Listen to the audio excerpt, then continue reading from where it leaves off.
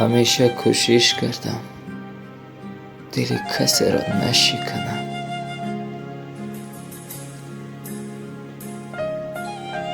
اما هرگاه به خود نگاه میکنم تیکه تیکه.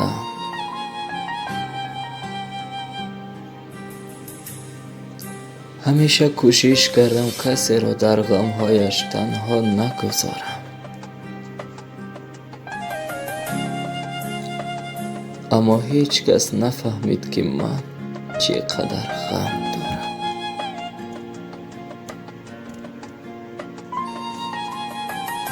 همیشه کوشش کردم با همه مهربان باشم،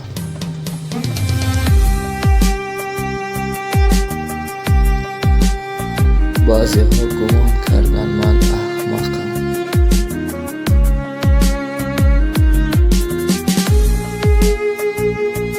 همیشه دیگران را بخشیدم،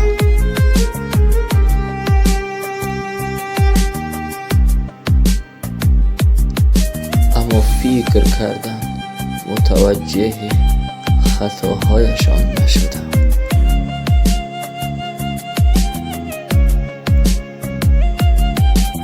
و تا توانستم قلبم را شکستند.